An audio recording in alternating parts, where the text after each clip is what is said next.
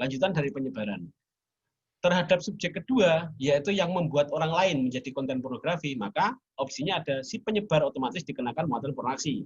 Karena konten yang direkam atau yang difoto tadi adalah orang lain bukan dirinya, maka otomatis tidak ada masalah, ini sudah otomatis menjadi penyebar atau bukan pelaku dari pornografi. Itu. Opsi kedua, si pelaku pria dan atau wanita yang dijadikan konten berstatus sebagai korban penyebaran konten pornografi karena tidak mengetahui dan apalagi tidak menyetujui untuk dijadikan konten pornografi. Oke.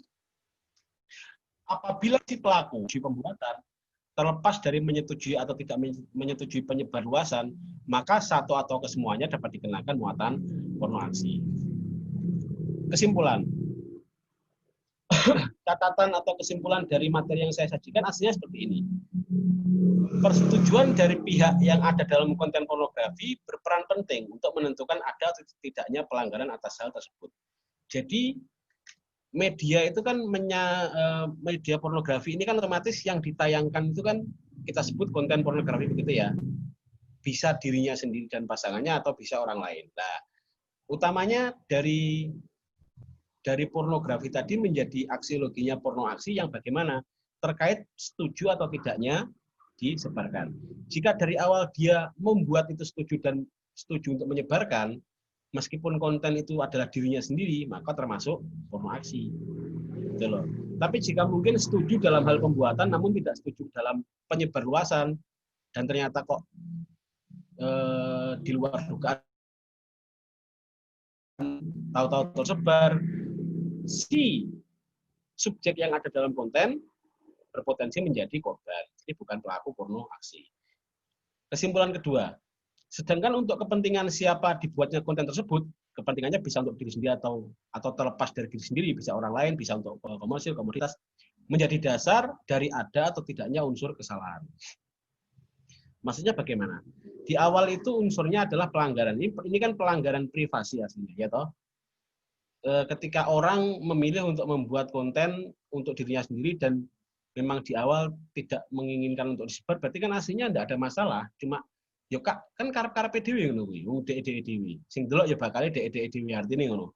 Nah, sedangkan kalau di kedua ini untuk kepentingan siapa itu artinya membuatnya itu dimaksudkan untuk dilihat untuk siapanya itu loh. Jika untuk dirinya sendiri ya tidak ada masalah. Maka tapi jika bukan untuk dirinya sendiri, berarti itu sudah memuat unsur kesalahan. Kesimpulan ketiga, bentuk tidak setuju atas penyebaran harus dinyatakan secara tegas. Artinya apa? Apabila tidak dinyatakan secara tegas, maka hal tersebut dipersamakan dengan sikap abai atau acuh atas potensi akibat. Misalkan si korban setuju untuk membuat, tapi tidak menyatakan secara tegas ketidaksetujuannya untuk penyebarluasan. Maka itu bukan diartikan setuju, tapi dipersamakan dengan acuh atau abai. Penekanannya ada pada persetujuan dari pembuatan dan apakah persetujuan dari penyebarluasan. Setuju pembuatan tapi setuju penyebarluasan termasuk pornografi. Setuju pembuatan tapi tidak menyatakan secara tegas yang tidak termasuk pornografi, walhasil adalah yang tidak membuat utamanya ya toh. Tapi kalau yang memang membuat dengan pasangannya begitu, tapi memang dinyatakan tegas tidak setuju untuk disebarluaskan, nah itu bukan diartikan tidak bersalah, tapi lebih dimungkinkan untuk diposisikan sebagai korban penyebaran pornografi. Sekian dan terima kasih dari saya. Sebelumnya begini, ini tadi semata-mata untuk agar kita mudah mengklasifikasikan atau membedakan sebenarnya apa sih perbuatan atau aksiologi dari penyebaran pornografi, atau istilahnya itu kalau dari RUU-nya adalah pornoaksi. Nah, ketika kita berbicara perihal undang-undang yang sudah ada yaitu UU ITE dan undang-undang pornografi, apakah efektif atau tidak untuk mencegah perilaku pornoaksi itu? Ukuran efektivitas itu kalau dalam kacamata hukum berarti bisa dilihat dari dua hal. Utamanya apakah dia efektif sebagai norma, yaitu apakah normanya sudah bagus, benar-benar dia sudah mengatur ketentuan yang ingin diatur, istilahnya begitu.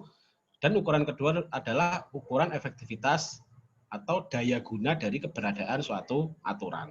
Nah, ini otomatis memerlukan penelitian. Bisa disimpulkan untuk sementara bahwa apakah Undang-Undang ITE dan Undang-Undang Pornografi ini sudah efektif dalam mencegah penyebar luasan konten pornografi atau pornoaksi atau aktivitas pornoaksi tadi. Secara norma memang Undang-Undang ITE ini memang tidak dimaksudkan untuk ke sana awalnya, tapi semata-mata UU ITE ini kan dimaksudkan untuk mengatur bagaimana pola perilaku dalam hal media elektronik kan begitu. Nah, seperti ya, sedangkan kejahatan atau cybercrime dalam perilaku komunikasi media elektronik ini kan bisa banyak hal, tidak hanya porno aksi saja, bisa penipuan, bisa macam-macam artinya, gitu loh. Kalau terus efektif tidak seperti itu? Ya kalau harusnya atau bagusnya maka jika pornografi itu adalah media atau muatan yang dilarang, sedangkan bentuknya bisa ke dalam media elektronik atau media non-elektronik, maka harus ada undang-undang yang mengatur spesifik tentang porno aksi sebagai larangan maraknya media yang bermutu elektronik tadi. Media sing non-elektronik saya rasa sekarang sudah jarang sekali, seperti komik, majalah dewasa, ataupun novel-novel erotis yang bisa diartikan pornografi tapi non elektronik loh ya. Itu kan sepertinya dewasa atau modern ini kan sudah sangat jarang sekali. Sedangkan jika kita membicarakan media itu kan mau tidak mau kan seperti dikerucutkan ke dalam media elektronik saja begitu loh. Nah, Undang-Undang ITE cukup apa enggak untuk mencegah atau membatasi perluasan pornografi yaitu aktivitas pornografi tadi terhadap hal yang khususnya berupa media elektronik. Itu secara ibarat secara norma seperti itu. Nah, kalau secara instrumen apakah undang-undang tadi bisa sekiranya undang-undang itu tadi sekiranya bisa atau mampu tidak kira-kira mencegah perluasan pornografi dalam hal media elektronik?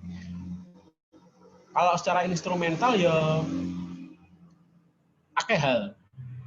Utamanya cybercrime itu sangat susah untuk dipantau atau diterobong itu adalah karena sifat anonimitinya.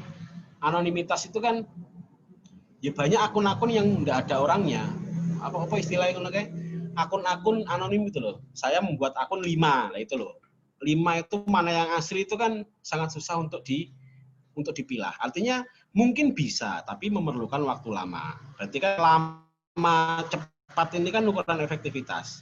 Salah satu dari hal yang membuat cybercrime atau tindak pidana di bidang elektronik ini lama itu ya karena salah satu kendalanya seperti itu. Banyaknya anonimitas. Yang kedua ya karena banyak hal sangat dilacak bisa, cuman waktunya mungkin lebih lama dari kejahatan konvensional seperti itu. Kira-kira dari saya sekian.